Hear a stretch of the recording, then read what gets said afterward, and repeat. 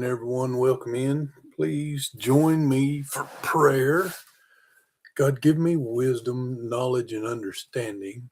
Let any knowledge I gain help me love you and others more and not puff me up. Help me see something new about you that I've never seen before. Correct any lies I believe about you or anything I misunderstand. Direct my steps according to your word. Amen. Hey, Delighted Acres, John, good morning. Good morning, Christy. Welcome in, everyone. Today is day 18, reading through the Bible chronologically in 1 year. We're going to be in Genesis 19, 20, and 21. Good morning, Craig. Good morning, Scotty. Welcome in, everybody. Let me clean my glasses just a little bit and we'll get going.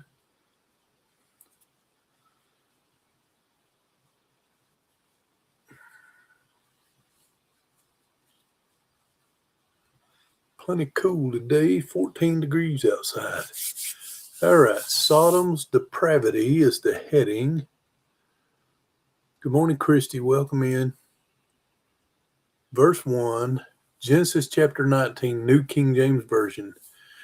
Now the two angels came to Sodom in the evening, and Lot was sitting in the gate of Sodom. When Lot saw them, he rose to meet them, and he bowed himself with his face toward the ground. And he said, Hear now, my lords, please turn in to your servant's house and spend the night, and wash your feet. Then you may rise early and go on your way. And they said, No, but we will spend the night in the open square.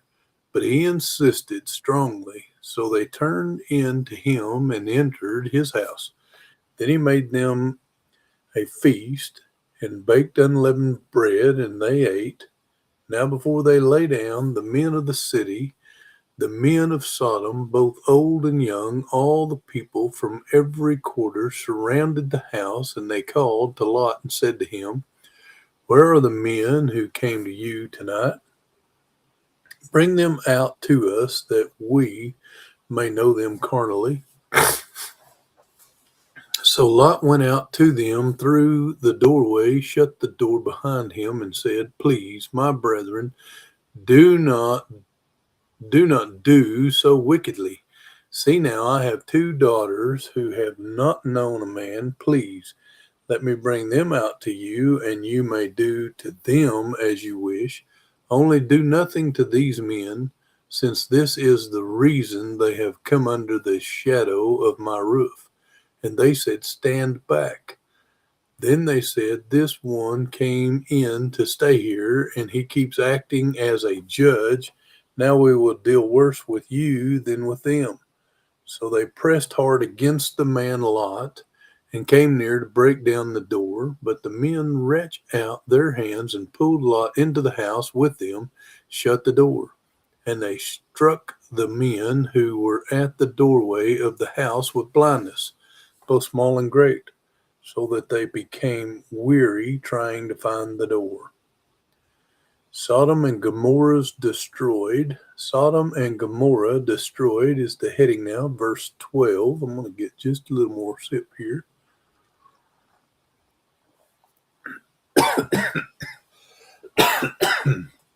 Good morning, Rebecca. Excuse me. Verse 12. Then the men said to Lot, Have you anyone else here?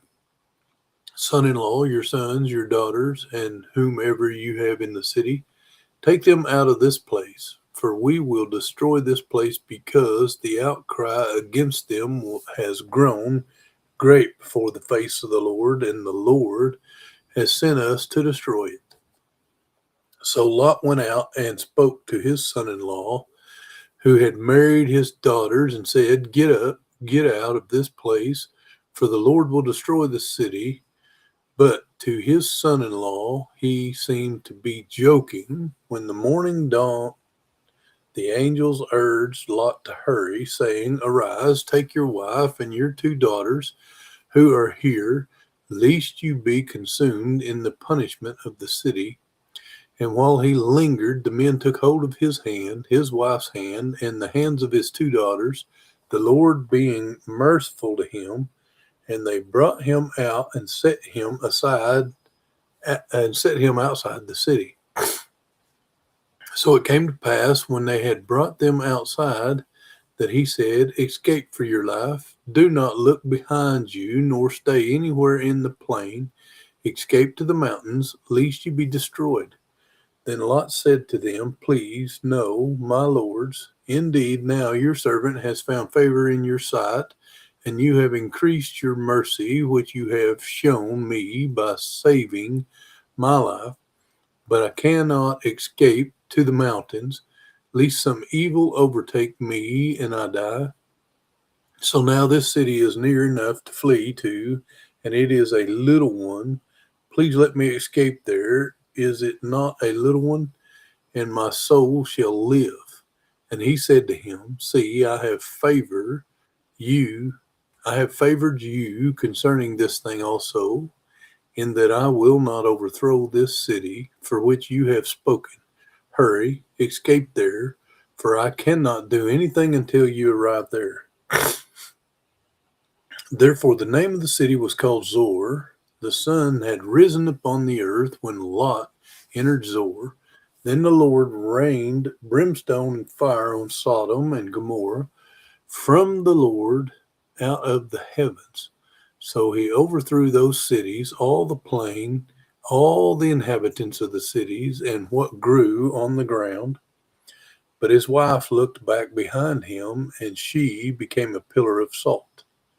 And Abraham went early in the morning to the place where he had stood before the Lord. Then he looked toward Sodom and Gomorrah, and toward all the land of the plain, and he saw, and behold, the smoke of the land which went up like the smoke of a furnace.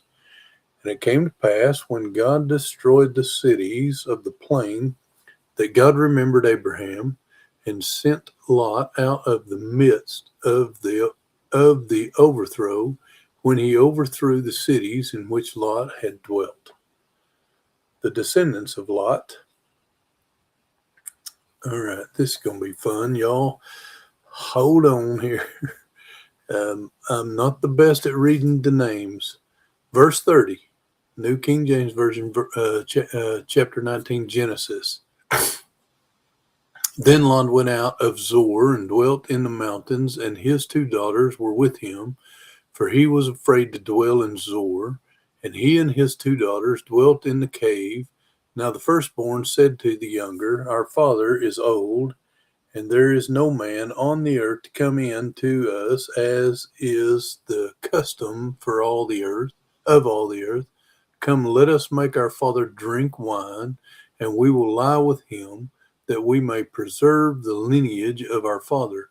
So they made their father drink wine that night, and the first went in and lay with her father, and he did not know when she lay down or when she arose. It happened on the next day that the firstborn said to the younger, indeed, I lay with my father last night.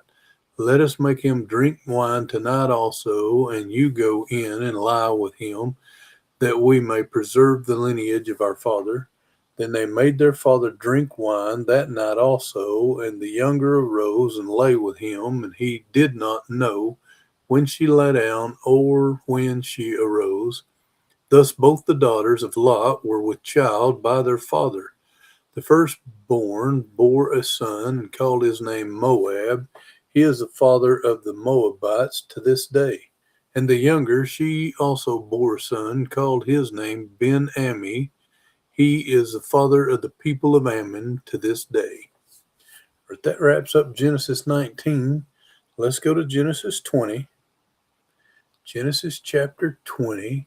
Abraham and Abimelech is the heading now. Verse 1. Genesis chapter 20, New King James Version. And Abraham journeyed from there to the south and dwelt between Kadesh and Shur and stayed in Gerar. Now Abraham said of Sarah, his wife, she is my sister. And Abimelech, king of Gerar, sent and took Sarah. But God came to Abimelech in a dream by night and said to him, Indeed, you are a dead man because of the woman whom you have taken, for she is a man's wife. And Abimelech had not come near her, and he said, Lord, will you slay a righteous nation also? Did he not say to me, She is my sister?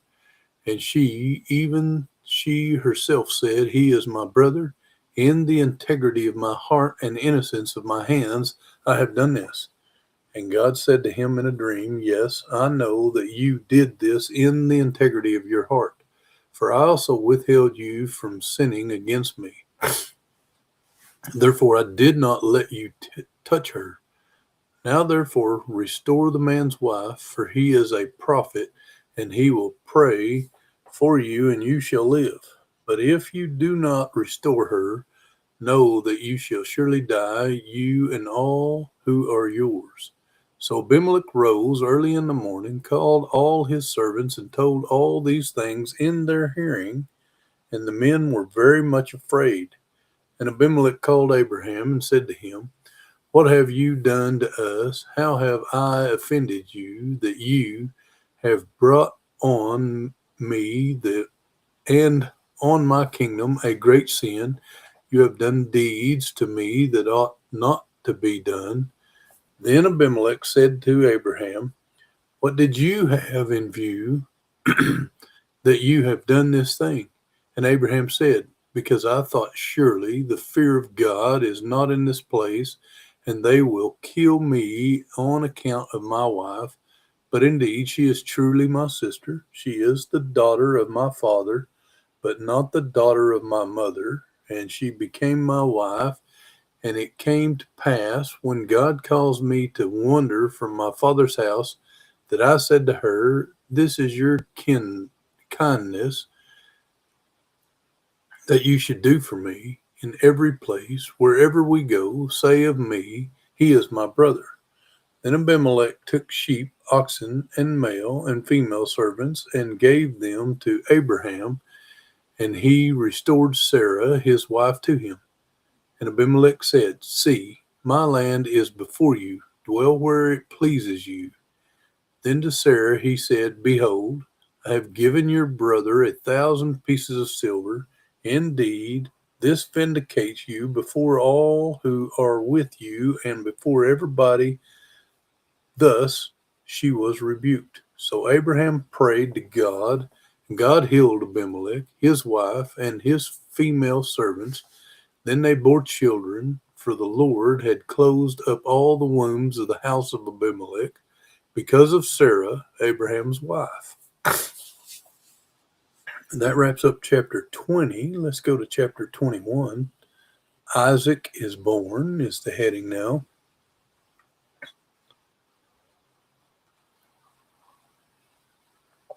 Genesis chapter 21, New King James Version, verse 1. And the Lord visited Sarah as he had said, and the Lord did for Sarah as he had spoken. For Sarah conceived and bore Abraham a son in his old age, at the set time of which God had spoken to him. And Abraham called the name of his son, who was born to him, whom Sarah bore to him, Isaac. Then Abraham circumcised his son Isaac when he was 8 days old, as God had commanded him. Now Abraham was 100 years old when his son Isaac was born to him. And Sarah said, God has made me laugh, and all who hear will laugh with me.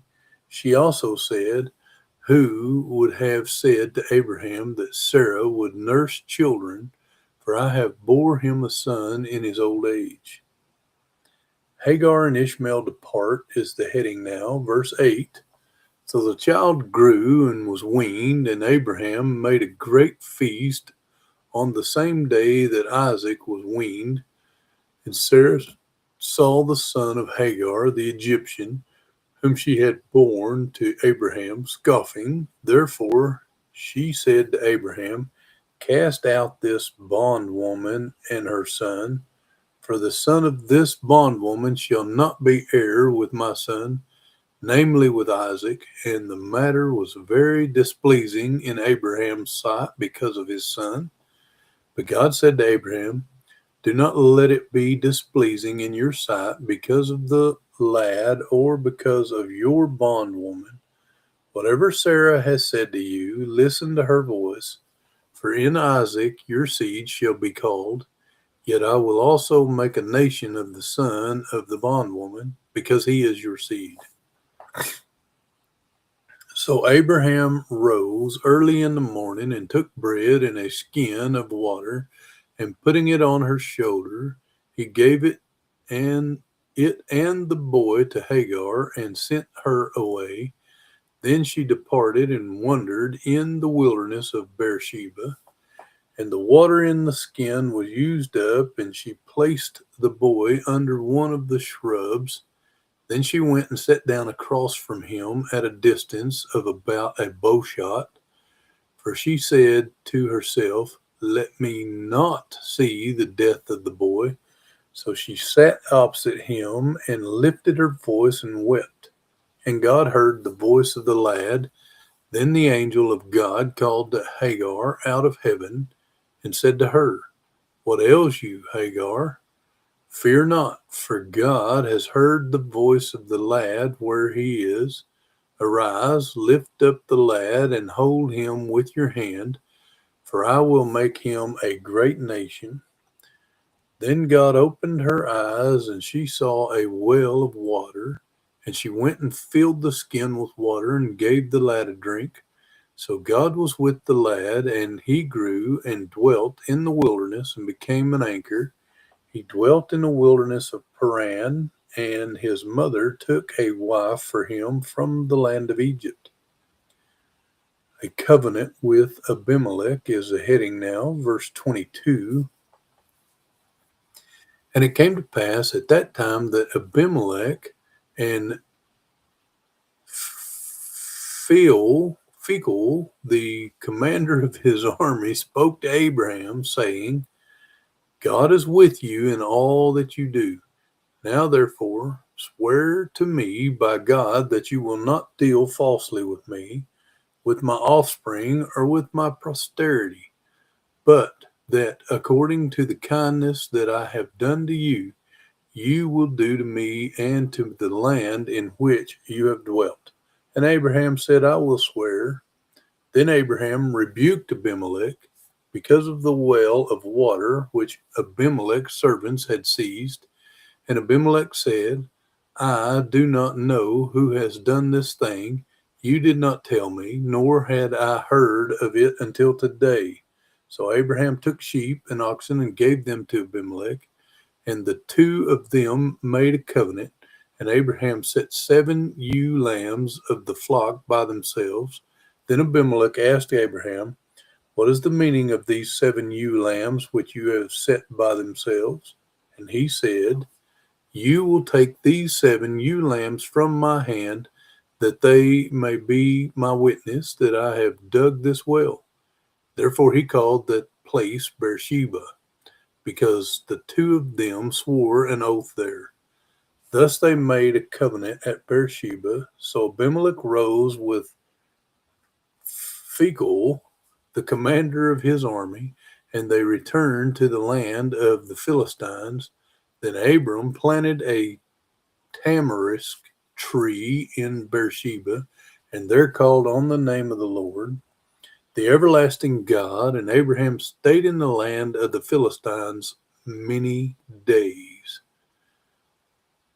Good morning, Paul. Welcome in. All right, that wraps up all of our chapters for the day. Let's go to Ephesians chapter 6. Ephesians chapter 6, we're going to start in verse 10.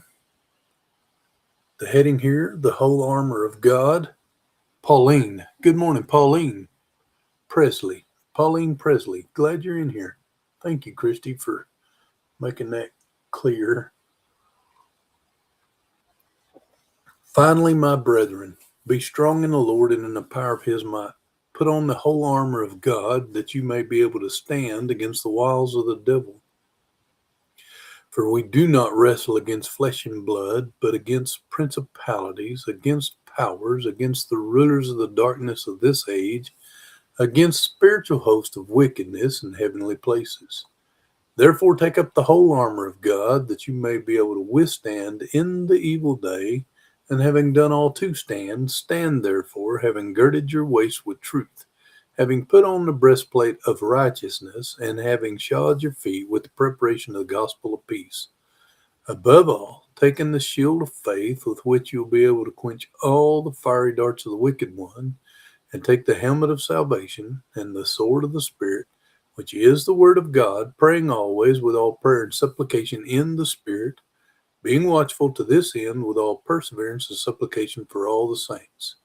And for me, that utterance may be given to me, that I may open my mouth boldly to make known the mystery of the gospel, for which I am an ambassador in chains, that in it I may speak boldly as I ought to speak. All right, y'all, we got our armor on. We're ready to face this beautiful Sunday. It's a very cold Sunday here. I love you guys. I challenge y'all to be a blessing for someone else today. Like I've said many times before, it can be as easy as smiling, listening, chatting, whatever God leads you to do. It could be that easy to be that blessing.